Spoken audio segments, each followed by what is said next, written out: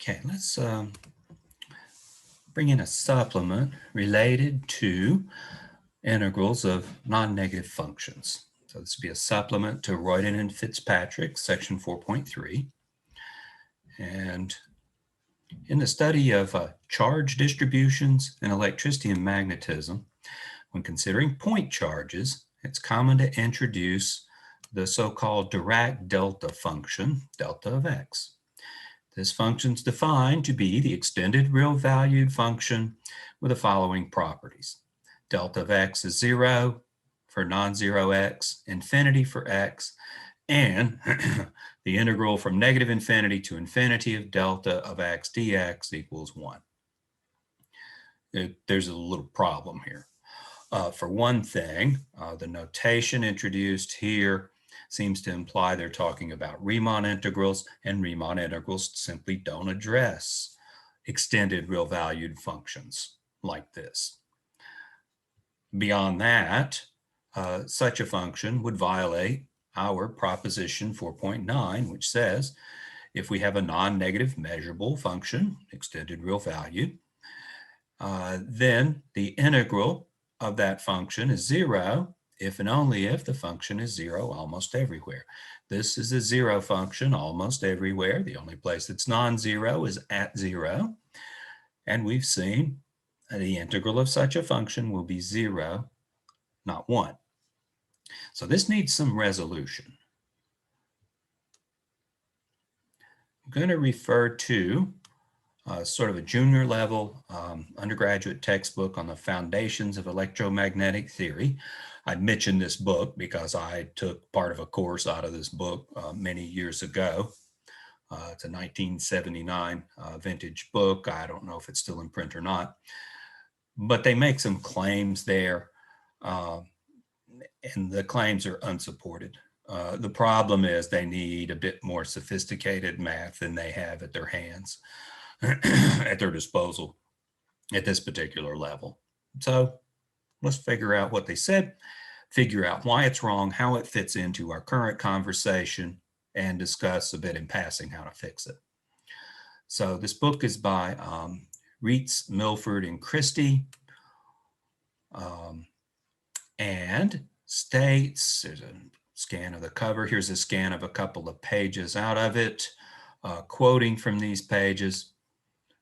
They say the motivation for the delta of x function is given here. It's said that that delta of x, it is a legitimate mathematical object which leads to no difficulties if one is cautious. In the footnote that's given here on page 44, they falsely claim the Riemann integral of such a function is 0 if it exists at all, but the integration can be handled by the more general Lebesgue integral. Yeah, we know how to handle it with the Lebesgue integral, and the Lebesgue integral, it doesn't give out 1, it gives out 0, as we've seen. They try to give a little more mathematical detail in one of their appendices in Appendix 4. More details and notation there is consistent with that used in these notes as presented above, as opposed to some vector valued functions. And this is a lot of vector calculus in this electricity and magnetism stuff. But this is dealt with in terms of simply a function of x, single variable. And here's what's stated on those pages. In their equations, they write delta of x as a limit of 3 different functions. In one of the equations, they state that delta of x is a limit as epsilon approaches 0 of 1 over the square root of pi epsilon e to the negative x squared over epsilon squared, as stated. That's a normal, a normal distribution with mean 0 and standard deviation epsilon over the square root of 2. This part of it, okay, well then the integral is 1 for each of those.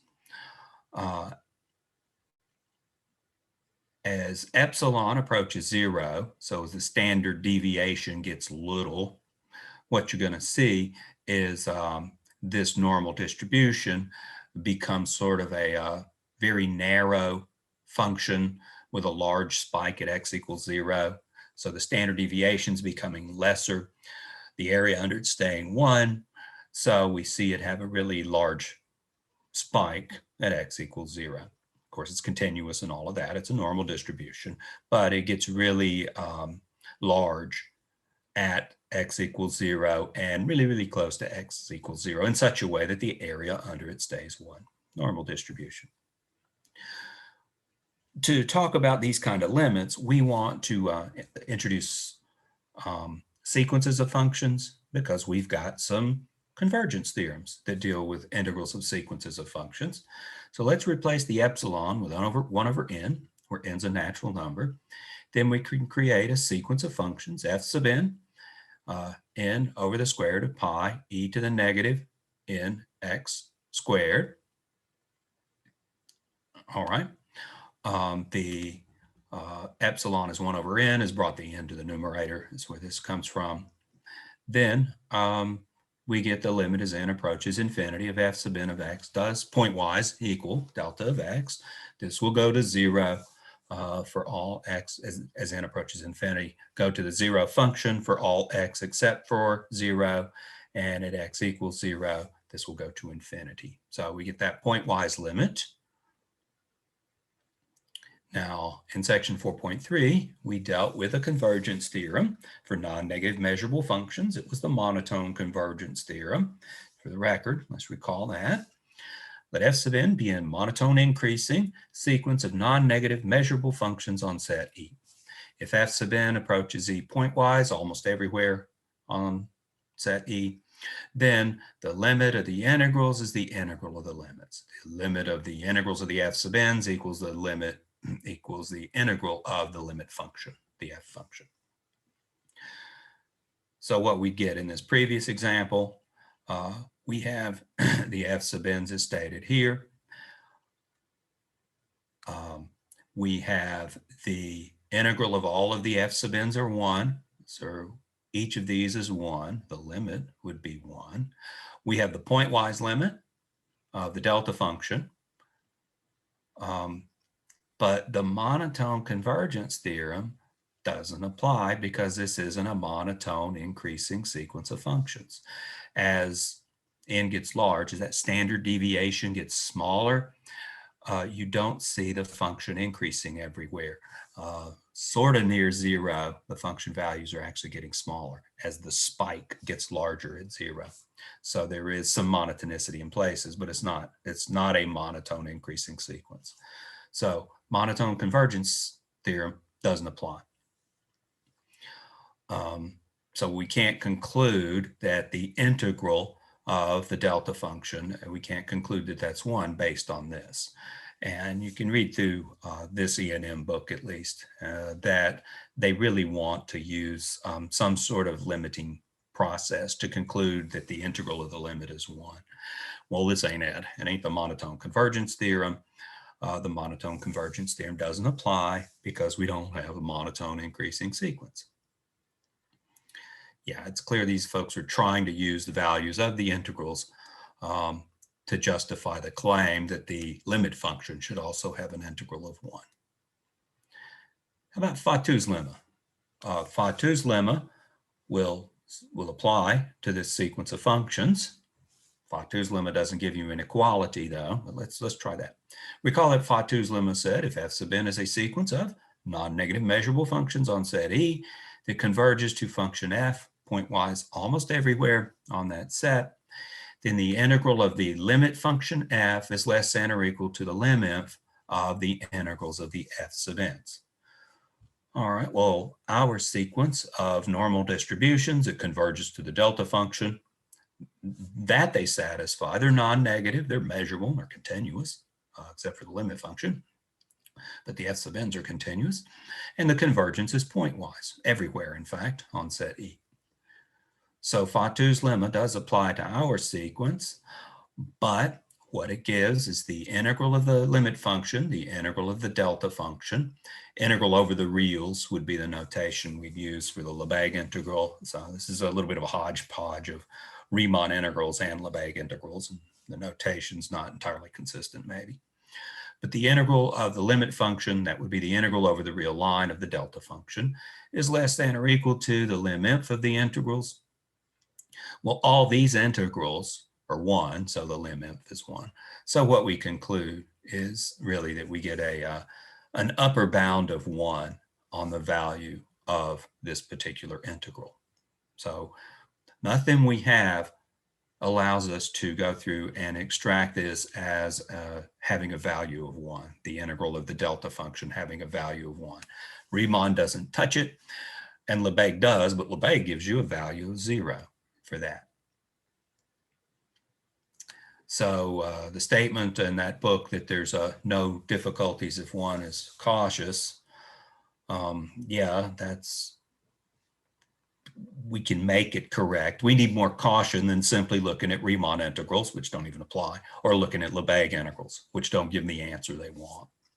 One way to approach it is something called a Riemann-Stieltjes integral. I mean, none of these functions are weird things.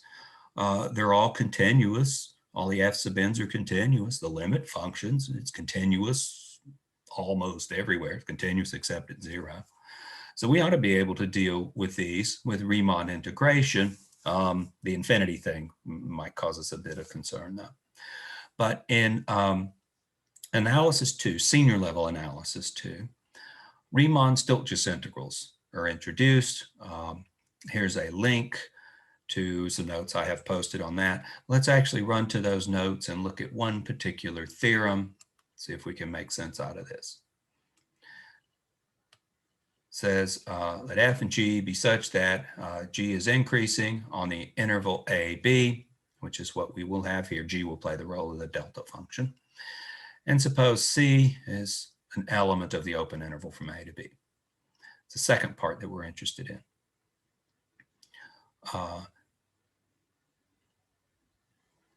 Let's see, G has a jump discontinuity at C, and F is continuous at C. Yeah, that's what we have. The delta function has a jump discontinuity at 0. And the way we'll approach things here. And F is continuous at C. Then the integral of F with respect to G, the Riemann-Stieltjes integral of F with respect to G, can be dealt with in terms of some one-sided limits or using some antiderivatives here. This could be written as an integral as well. Function F evaluated at C, and then some one-sided limits on this G function. And the G function, this is G function, it's not exactly the delta function, but it's closely related to the delta function. And then we've got an integral on the right-hand side if I choose to write this in terms of appropriate antiderivatives. Okay, so this is what we're going to use. The important thing is we're going to get zeros out of these things on the right. What we're going to get is a function value times the jump discontinuity times the size of the gap in the jump discontinuity of an appropriate function G. So we're going to take the G function to be, yeah, I said it's a delta function. Sometimes it's called a derivative. The derivative of G is called a delta function. What we've got is a G function being 0 for x negative and 1 for x non-negative. So it's got a jump discontinuity at 0, and the size of that gap is 1. The derivative of G is 0, except at 0. If we use the definition of limit to calculate the derivative of G at 0, that limit will be infinite. So if you like, I guess we could say, I'm not too fond of this, but we could say the derivative of G at 0 is infinity. So the derivative of G is actually the Dirac delta function. So we've got 0 everywhere except at 0 where we get infinity out. Yeah, okay. I can use the Riemann-Stieltjes integration then to integrate dg, sort of like we're integrating the delta function, and that will give us, so it's a Riemann-Stieltjes integral of 1 dg. Those things we had on the left and the right, those will produce these particular integrals on the left and right we've got this function being a constant of 0. The dg part, these are actually computed using derivatives. The derivatives are 0 everywhere except at 0. This will produce a value of 0. This will produce a value of 0 as indicated here. So some details are missing on all this. I need to go through the Riemann-Stieltjes stuff a little more. And we get the function, the integrand, evaluated at 0. The integrand's 1. Right? We're taking the f function to be 1 here, if you like. So we get a 1 out there. And then we get the size of the gap of the g function at 0. The right-hand limit from the positive side, minus limit from the lower side. I'm using the notation from my senior level analysis book here. But then it's got a gap, a jump discontinuity of size 1 there. So that gap is weighing this function value by the size of the gap. So we get 1, the function value, times the size of the gap, 1, and that produces an integral of 1. That produces a Riemann-Stieltjes integral of 1.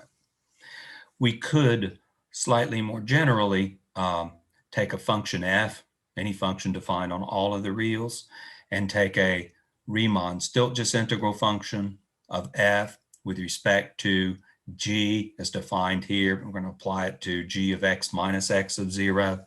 What that means is we've shifted the jump discontinuity from 0 to x of 0. So when the g function hits x of 0, it's got a gap of size 1. It's 0 to the left of x of 0, 1 to the right of and at x of 0, the g of x minus x of 0 function. So it's got a gap of size 1 at x of 0. Then that'll allow us to produce, using this type of integration, the function value f of x of 0. We get f of x of 0 times the size of the gap at x of 0, which in this modified version is 1. So you're allowed to find function values using these Riemann-Stieltjes integrals. You're kind of weighing x values using changes in the g function. So that's pretty much Riemann-Stieltjes integral in a very small nutshell. But you go through partitions and limits and changes in the g function. But that's roughly what's happening. And it allows us to pick off individual function values. It comes up in this E&M setting, so electricity and magnetism setting, as I mentioned at the very beginning, when dealing with point charges versus a charge distribution. So where I get all the charge at an individual point.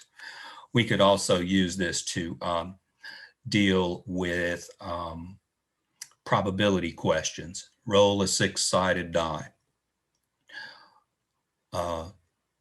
The probability you roll a 4 is 1 in 3, or 1 in 6. The probability of any particular outcome is 1 in 6. Instead of dealing with those things in terms of sums and adding up probabilities, what's the probability you roll a 1 or a 3? It would be 2 ways that can happen divided by 6. We could, if we were so possessed, express that in terms of integrals instead of sums. Well, integrals with respect to a particular function g. That function g would have to have a jump discontinuity, a gap of size 1/6 at 1, at 2, at 3, and 4, and 5, and 6. And then we could go through and couch that sort of little discrete probability computations in terms of computations involving Riemann-Stieltjes integrals with respect to certain distributions. But you might want to do that because there's a lot of theory of this stuff out here in terms of integration and Riemann-Stieltjes integration and distributions. But that's a way to apply it. If we deal with the Dirac delta function, here's a way where we can get the desired behavior. We get an integral is 1. You've got the function, think of the derivative of this, being 0 everywhere except at 0 where it's infinity. So there is probably is about as elementary as you can make it, resolution of what they're trying to do in the electricity and magnetism book. Can be done with Riemann integrals, can be done with Riemann-Stieltjes integrals, and a correct approach to dealing with the delta function and dealing with it as a derivative of this function g that we introduced.